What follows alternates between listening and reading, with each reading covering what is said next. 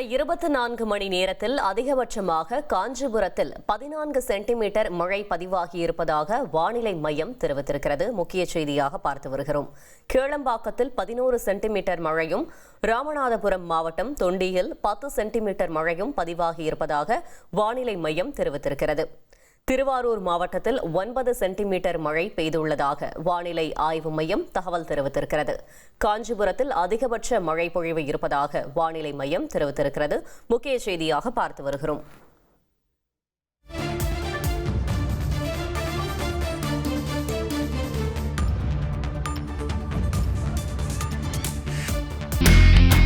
இனி செல்லும் இடமெல்லாம் செய்தி. தந்தி டிவியின் வாட்ஸ்அப் சேனலை ஃபாலோ பண்ணினா செல்ல இருக்கும் இடமெல்லாம் செய்தி. இதோ QR கோட் இப்பவே ஸ்கேன் பண்ணுங்க, ஃபாலோ பண்ணுங்க.